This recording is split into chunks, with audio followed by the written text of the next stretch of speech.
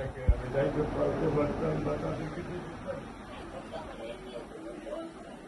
শীতের সময় স্যার আপনি আজকে আমার কাছে আসছেন, আমি নিজে স্যার চেয়েছিলাম, কিন্তু আমার সৌভাগ্য আমার মেয়ে। আপনি স্যার বিশ্বাস করবেন না, আমার স্যার 55 বছর বয়স, আপনি মনে করতে পারে স্যার শেরপুরে একের একজন নেতার একটা বাচ্চাও স্যার মারা গিয়েছিলেন, আপনার মনে হয় স্যার হয়তো বা স্মরণ আছে। ভালোবাসা আর ঋণের কাছে স্যার আমরা ঋণী, কিন্তু স্যার আমার মারা যাওয়ার পরেও আমার আম্মার যে কষ্টটা দেখেছি তা আপনার স্যার কিছুটা আমি বুঝতে পারি। আমি এতটুকু আপনাদেরকে বলার জন্য আজকে এখানে এসেছি যে এটা বিচারিক ছিল।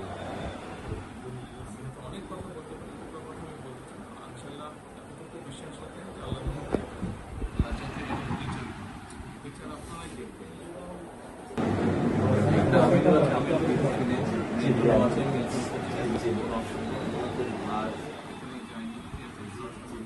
আসামিকে ধরা হয়েছে, ব্যবস্থা করা হচ্ছে, এরপরে বিচার ইনশাল্লাহ আইন উনিও কন্যা সন্তান, আমিও কন্যা সন্তান, উনিও কন্যা সন্তান।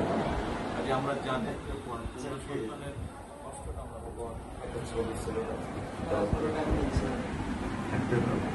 স্যার কিছু বলে বলেন না, আমি শুধু আপনি মেয়ের বাবা, আপনিও স্যার একজন মেয়ের বাবা। শুধু একটা আমি দৃশ্য আপনাকে স্যার দেখাবো, আর কিছু দেখাবো না স্যার, আমি দেখবো না স্যার, স্যার আমি দেখবো না স্যার, এটা নিয়ে আমি সারা জীবন স্যার আমি কি করে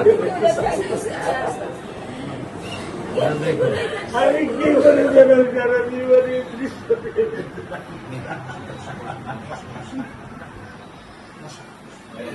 আমার এই দৃশ্য আমি কি দিয়ে পূরণ করবো? আমার বিয়ে শুক্রবারে আমার সাথে মসজিদে নামাজ পড়ে, আমি 3 ওয়াক্ত নামাজ বাসায় পড়ি স্যার, কারণ ও আমার সাথে নামাজ পড়তে পছন্দ করে। 2 ওয়াক্ত নামাজ আমি ওকে নিয়ে স্যার আমার বাসায় পড়ি স্যার। আল্লাহ আমি জানি না আল্লাহ তাআলা আমার কোন পরীক্ষা ফেলেছে, এই দুঃখ এই কষ্ট মৃত্যু ছাড়া আমার আর কোনো শেষ নেই স্যার, আর কোনো শেষ নেই। আপনার দায়িত্ব মানে প্রধানমন্ত্রী নেবে, আমাদেরকে তো আপনাদেরকে শক্ত হতে হবে না, আপনার তো বড় মেয়েটা রয়ে গেছে, এখন তো ওর জন্য আপনাদেরকে শক্ত থাকতে হবে। স্যার সত্য কথা, আমি যখন ওকে ভ্যানে পাঠাই আমি খুব বল পাই, আমি কালকেও বলে দিছি যে আমি আর ভ্যানে দিব না, তুমি প্রতিদিন ওকে রিস্কায় নিয়ে যাবা, রিস্কায় করে নিয়ে আসবা। আমি ক্লান্ত স্যার, 10 বছর বয়স থেকে স্যার অবহেলা পেতে পেতে পেতে পেতে স্যার আমি আর নিতে পারতেছি না স্যার।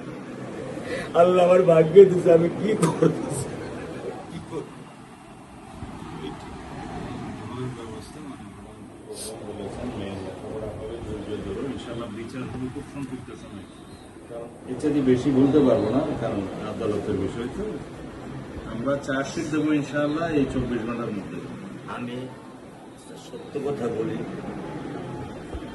আমার 55 বছর বয়সে আমি এত দ্রুত, এত সুন্দর, এত সুচারুভাবে আমি কখনো দেখিনি।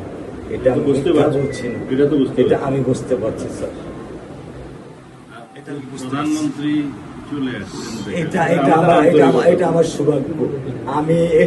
আমি সত্যিকার ভাবে স্যার আমি বলি, আমি এটা স্যার প্রত্যাশা করিনি যে আপনার মতো মানুষ আমার এই 10,000 টাকার একটা ফ্ল্যাটে স্যার আপনি পা রাখবেন, কিন্তু এই বিশ্বাস ছিল যে আপনি 8-10 জন না, যে মানুষ ট্রাফিক সিগন্যালে দাঁড়িয়ে থাকে, নিয়ম মেনে চলে, সে মানুষকে বুঝতে স্যার আমার এইটুকু বয়সে স্যার যথেষ্ট স্যার। স্যার আপনি একটু ধৈর্য ধরবেন, আমি ওকে কোনো নিয়ন্ত্রণ করতে পারতেছি না। আল্লাহ চায় আপনার সন্তানের এই অবস্থার জন্য যে দায়ী তার বিচার ইনশাল্লাহ হবে, ইনশাল্লাহ শীঘ্রই হবে। আর মালিক যে আল্লাহ তাআলা মালিক, ওনার কাছে সাহায্য চাও, ওনার কাছে সাহায্য চাও, আল্লাহ রহম করলেন সব কিছু দিতে পারে। মানুষ হিসাবে আমাদের যেটা করার আমরা স্যার মিরপুর 10 নম্বর আইডিয়াল স্কুলে ক্লাস 9-এ পড়ে স্যার। টোটাল ওগুলা নিয়ে চিন্তা করবেন না, ওগুলা ইনশাল্লাহ ব্যবস্থা। আপনি যখন যেহেতু বলেছেন, আপনি আপনার কষ্টের কথা বলেছেন, সেই ব্যাপারে আমরা যেটা আমাদের পক্ষে সম্ভব ইনশাল্লাহ বলবেন বোন? না, আমার স্বামী যেটাই বলছে এটা আমার চাওয়া। স্যার আপনি একটু মেহরবানি করে আমাদের খেয়াল রাখবেন, মেহরবানি করে দেন। আমরা প্রথমে সবচেয়ে আগে যেটা এই মুহূর্তে আমরা করতে চাই সেটা হচ্ছে যে এই অন্যায়ের সাথে যে জড়িত তার বিচার আমরা আগে করতে চাই, জি স্যার, তার বিচারের ব্যবস্থা আমরা আগে করতে চাই, জি স্যার, এইটা আমরা আগে প্রথমে করতে চাই। জি স্যার। আপনাদেরকে শক্ত থাকতে হবে, ধৈর্য ধরতে হবে, ওর দিকে তাকে শক্ত থাকতে হবে। এক সন্তান আল্লাহ নিয়ে গেছে, আরেক সন্তান আপনার কাছে আছে, ওর কথা মনে করে আপনাদেরকে শক্ত থাকতে হবে, ওর দিকে তাকে, ঠিক আছে?